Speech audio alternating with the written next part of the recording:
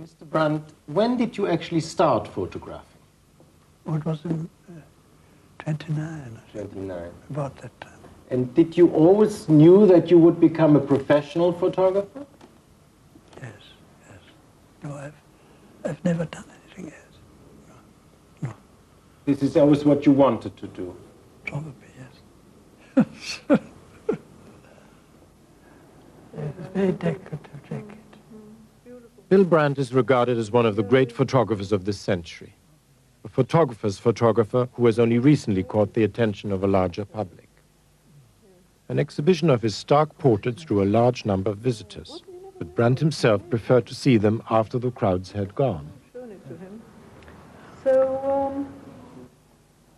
Bill Brandt was born in 1904 in London. Both parents were of Russian descent, and he spent his early years in Germany. In the 20s, he studied in Paris with Man Ray, who was then one of the most advanced photographers. Brandt was attracted by surrealism, a movement which shaped much of his work. In 1931, he settled in England and started to work as a photojournalist. Lawrence Durrell has said, Brandt uses the camera as an extension of the eye of a poet. Yet this gentle and modest man shakes off all accolades. He has said and written almost nothing about his own work, and his refusal to be drawn into any conversation about his photographs is legendary. Brandt has done for London what Brassai and Auger have done for Paris. The witty pictures of the social life in London during the 30s and the compassionate photographs he took during the Depression produced some of his most memorable images. During the Blitz and the blackout, he photographed the empty streets of London in a way nobody had ever done before. A poet and an historian, his pictures capture and preserve a world which has disappeared forever. She wrote her book when she was a child. This was Halifax. Fantastic town, absolutely extraordinary. A real dream town. I'd never seen anything like it before. I was there recently, fairly recently, but a few years ago, and this is all quite different. There's no railway anymore, completely changed. But when we look at this photograph, Mr. Brandt, this is an enormously composed photograph, isn't it? Yes. Yes, it was lucky to have such a good composition. I didn't change anything. It was like this. And the boys, when they saw me photographing, they came running towards me. Yes, I was doing pictures of the miners, mainly in Northumberland. These people were in Northumberland, they were so nice. It was long before the war, of course. I had no introductions. I just knocked at the door and asked, may I take some photographs? And they were very friendly and said, oh yes, of course, do what you like. This too, same, because at the time they had no bars. They came out of the mines absolutely black. And there his wife washes him.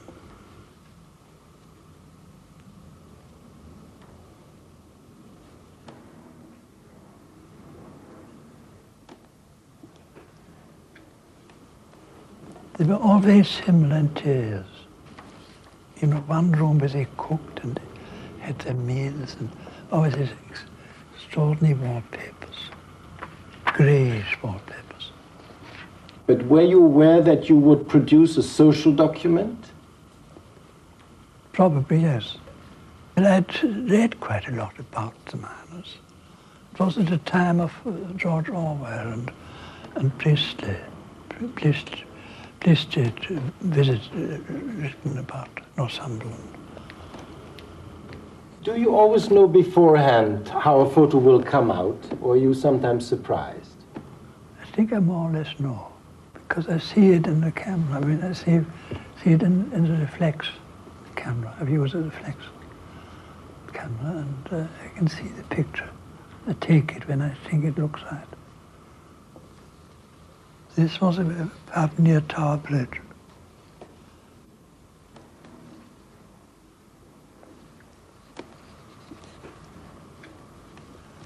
here one sees it wasn't taken now. It's not a recent picture. I mean, the way the men look different, don't they? Not just through dress, but through No, attitude. yes, yes. Even their faces are different.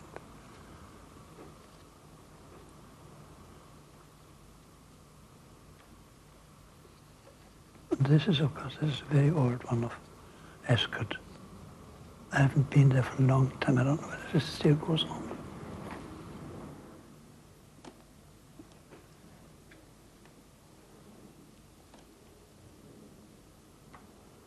These are sort of pictures too, where you're just lucky to find such a couple. I just took the pictures. They were so worried about their races, they were watching the races, and they were much too worried to take any interest in me. There are two in here which I like very much. The Parliament series. Yes, the way maids were dressed then. It's really only that. This funny sort of caps.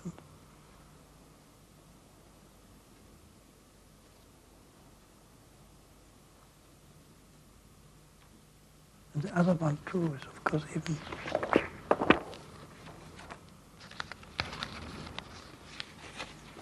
yes, this one. Terrific character. It was one of those pictures that, again, I didn't really take. This woman has such character. You know, whatever she did, she looked good and right. Anybody could have taken this picture, anybody.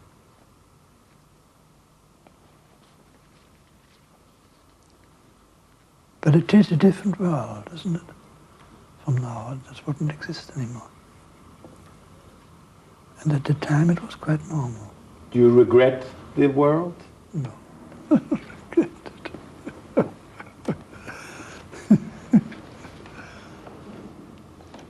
Here I was very lucky, because I was photographing this group, these men, and then suddenly a policeman came, and he looked, of course he looked at me at the camera, and it was just right, it made the picture. Sometimes one has to be lucky.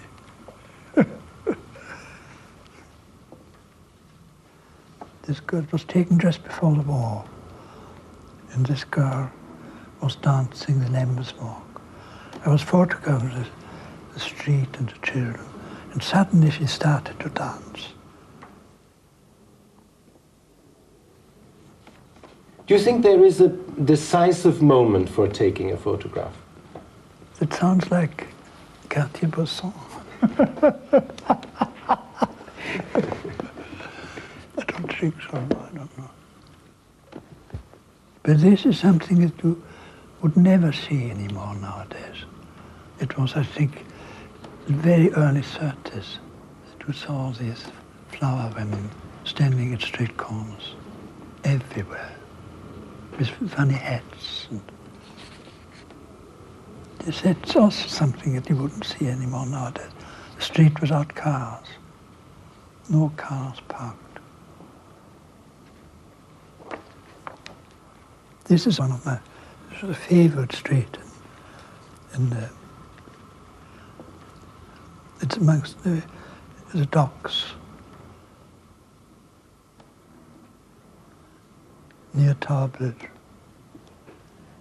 Does it give you a feeling of contributing a bit to history, having all those photographs of places no longer in existence? It is now, of course, it makes the pictures more interesting. At the time, I don't think I thought about it at all. But now it's true, they have become more interesting. Why do you think people like so much looking at photographs? Is it because people become aware of time passing? I don't know, I think it's just a fashion. It has changed. At the time, people weren't interested in photography. Now, everybody's interested. Looking at the old photographs, this must be like a sort of diary for you, isn't it? Photographing memories. Yes, it is in a way, yes. Yes, all sorts of memories come back.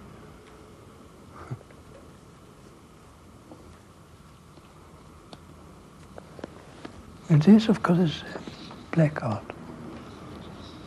This is, I mean, I don't know whether you were in London during the war, but the black art was absolutely fantastically beautiful.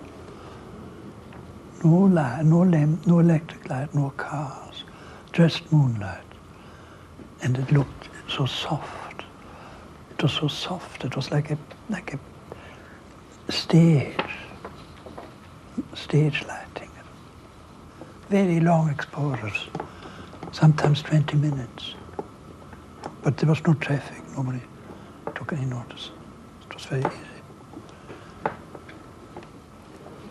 And this was Liverpool Street Station. People sleeping in an empty tunnel with all the children.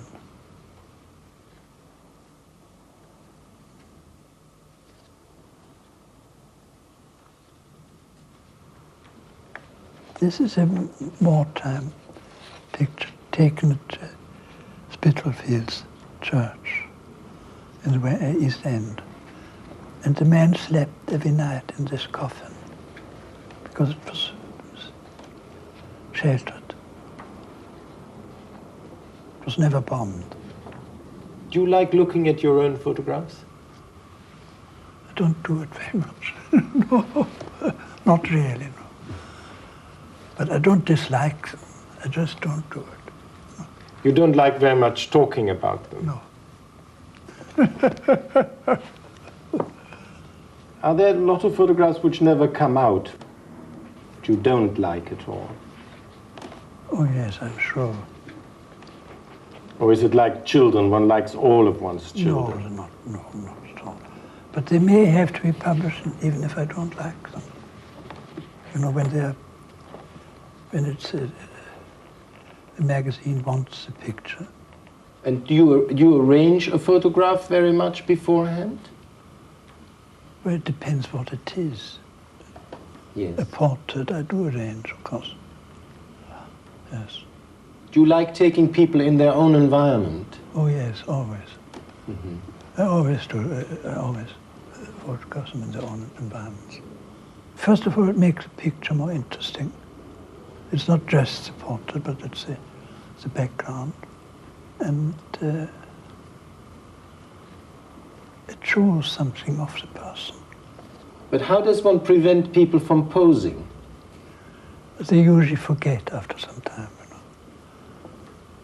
They don't pose for long, don't think.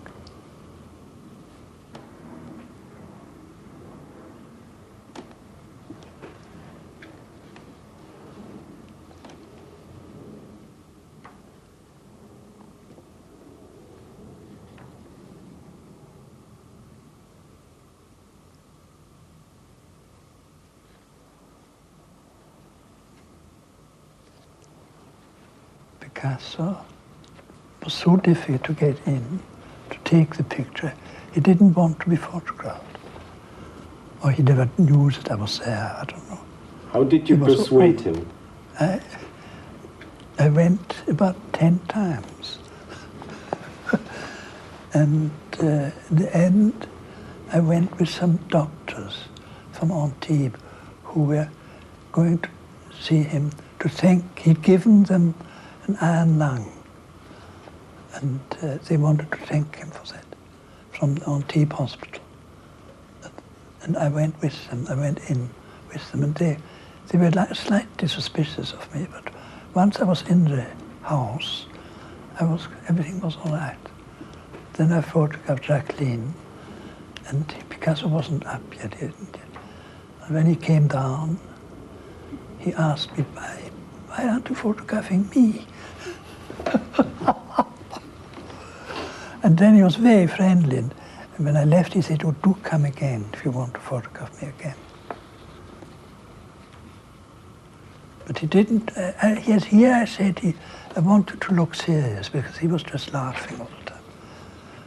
And then he did it just for one picture. He said, no, I can't look so serious. What makes you choose a certain person for a portrait? Is it always an assignment, or you decide that you would like to make a photograph of someone? Almost all of these are assignments. Yeah.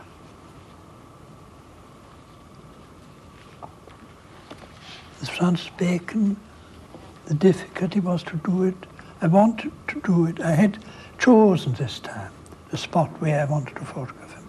I wanted him to walk down here. But the light had to be right. It had to be twilight. The sky not absolutely dark, but fairly, so that the lamp was lit already, and he walked down. And he did it very well. You do like photograph people when they look serious? Oh yes.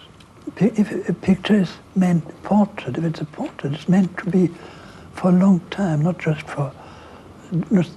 a snap for a family album, but if it's a real portrait, it must be good still. In 20 or 30 years' time, it must still look good. And a laughing picture, it's very irritating, to look at for a long time. But sometimes your own humor comes into it. For instance, when you photographed the Sitwell, I think you had a little bit of a humor. I think I was very intimidated photographing them. Because you were basically a very shy person. Yes, yes. I got on quite well with Edith, but it was difficult somehow.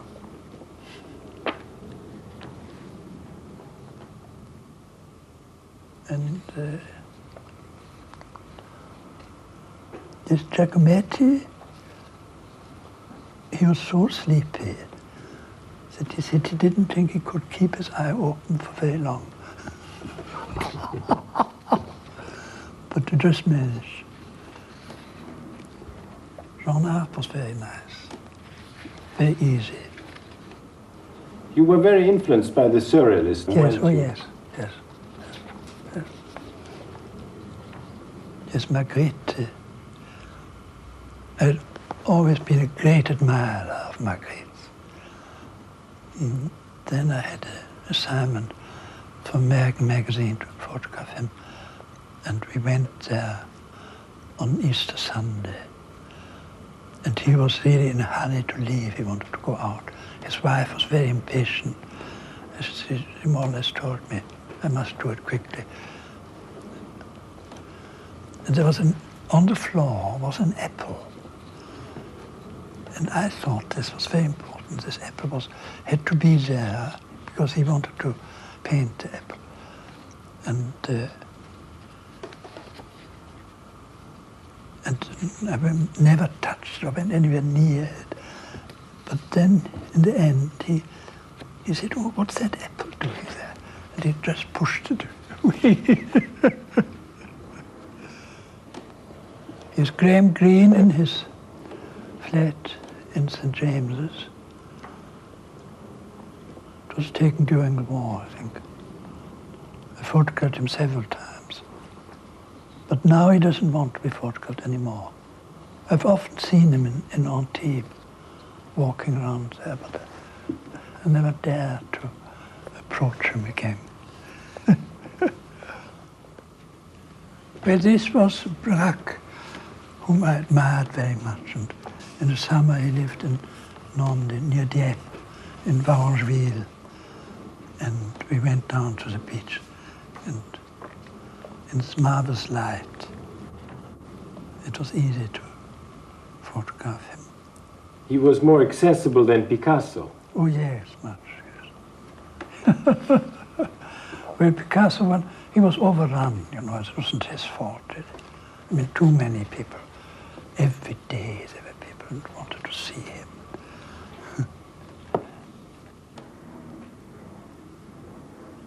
You take many photographs when you do portraits? I usually take more than 12.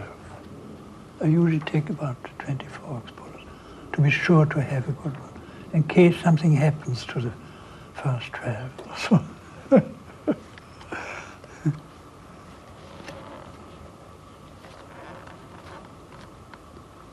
This was one of my favorite pictures, is Glenda Jackson.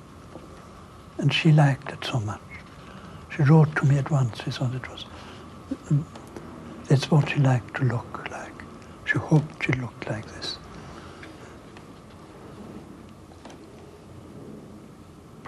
Yes, at the time I was very interested in Rob Grier. And then I photographed him at his publisher's. And the room was so small that I didn't have enough distance. So I had to take him coming into the room with the door open.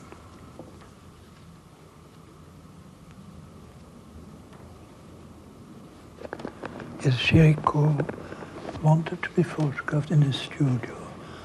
And at the time, as you know, because at the end of his life he painted terrible pictures. Never any good pictures anymore. And he wanted to be photographed in front of these pictures. So I decided, he showed me the studio, and I decided I would get a mirror and hide the paintings, made him look at himself, and, you know, just to hide. So I didn't have a mirror. I had to pinch a mirror from the hotel, from my hotel room. I wrapped the mirror up in paper and got it through. The porter didn't notice it. And put the mirror up there. And Chirico was very interested, but slightly suspicious. I noticed that on many of your portraits the sitter is always towards the edge of the photograph. Oh, really? Yes, funny. Yes. Yes, it's true, I didn't.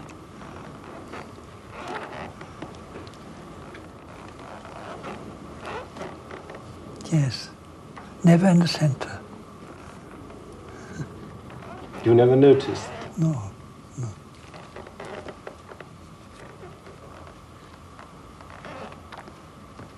Yes. Yes.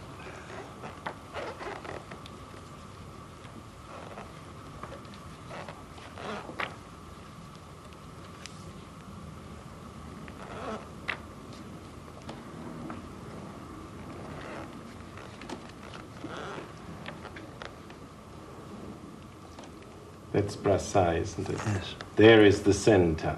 Yes, there's the center, yes. Are there other photographers you admire very much? Well, I do Brassai very much. I think Brassai more than anybody. With this, I was asked by an American magazine to take a self-portrait of myself. And again, I could only think of a good background. And of course, I had to use a mirror. And the mirror had to stand on something here, hidden behind this white chalk. And was taken at my favorite district in the Sussex coast. But this was really very difficult because I couldn't see what I was doing. Do you think it looks like you or looked like you at the time? I don't know, I didn't mind about that so much. I wanted to produce a good picture. It was just luck. You know, this is very good, isn't it? The shape has come out well. It wasn't as if I had taken it. Mr. Brandt, you always do your own printing, don't you? Oh, yes. It is very important to do one's own printing. Yes, definitely, very important. Yes. Why is... Because I change pictures completely in the darkroom. It's really done most of the work is done in the darkroom. You favor very much black and white. You do most of your photographs in black and white. Yes. Yes. Why have you made that choice? Because I didn't... I tried color, but it was never any good. Yes, the nudes it's very difficult to talk about the nudes. Because they're really my favorite pictures. this was my first nude. Yes. A bit inspired by Balthus, whom I then very much admired.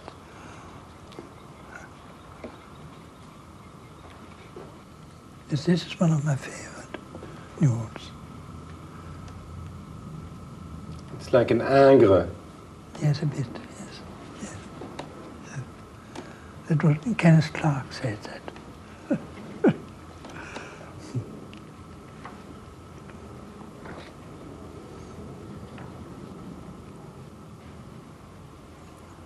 Peter Rose Pullum, who was then, he was a photographer and painter. He told me that, I said I needed a camera with a very wide angle so that I could photograph rooms and get the ceilings in. And so he said, there is such a camera in Covent Garden. And he told me, and I bought it at once. It was for 5 shillings. I bought it. Most fantastic camera. And when I used it, I discovered that the camera distorted. The lens distorted everything. And I had never planned that. I'd never thought of that. But that's how these pictures, how they distorted. They're all a bit distorted.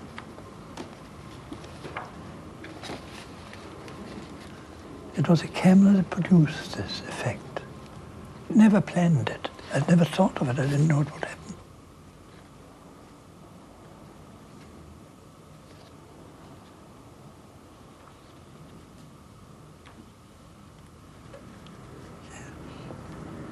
Taken with that camera again, you see, I could go very close to the feet, and so the girl was hidden. Completely hidden.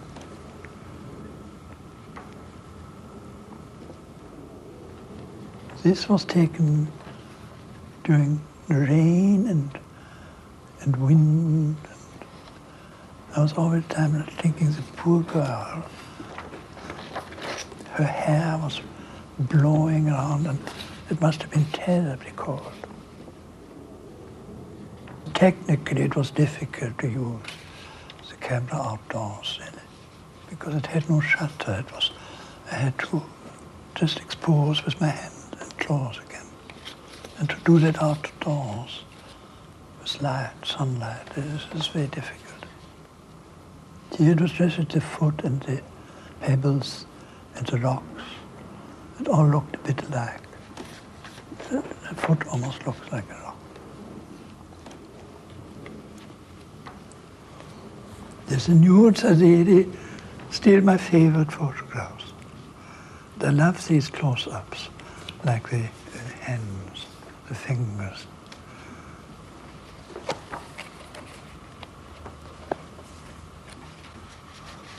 Here it becomes a bit like a sculpture, doesn't it? Abstract sculpture. This is very much like a landscape, I think. I think the Surrealists would have liked this one very much, with the umbrella in the corner. Yes, yes. Yes, it was an old umbrella, very torn. I found it in Holland Park. It was completely gone to pieces, so you can see there. The nudes were always my favorite, but they were not necessarily very successful, especially in America. The first book, The Perspective of Nudes, was a complete flop. They couldn't sell the book at all. When I took these pictures, nobody wanted them. This is the most successful picture. I don't know how many I've sold of this. It's terribly popular. I don't want to say how I took it. I don't want to give secrets away. You never had to go very far for your pictures. You found them almost at your doorstep. Yes, yes, yes. I've never been a traveling photographer. This was near Marlborough, in the Wiltshire Downs. It was just against the light, I think. This was a hill, and it was almost raining. I was very fascinated by this. It was such an abstract effect.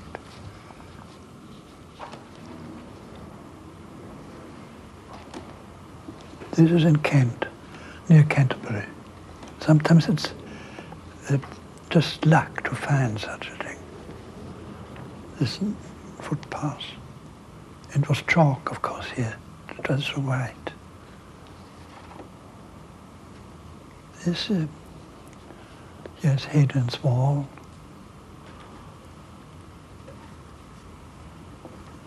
You got a similar sort of effect between this photograph. Yes, in a way, yes, yes.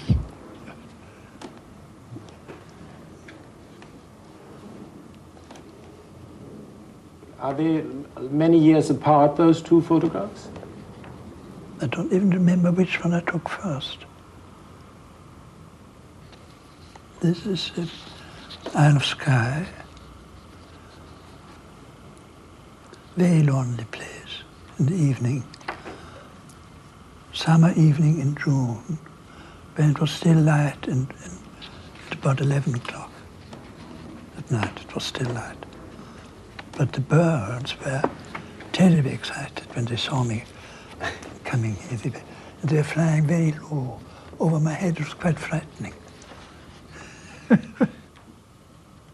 This is Kew Gardens, summer evening. And there was this beautiful bird. There were no people, there was nothing, the bird was there. It was the only picture I took, just one snap.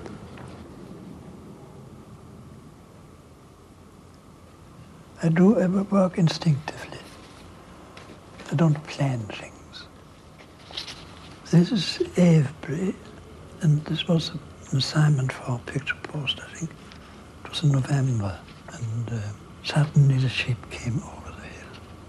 And that, of course, made the picture. Yes, this is also sort of luck sometimes. Sometimes one has to have luck in photography to find to be able to take such a picture in twilight on the Yorkshire moors.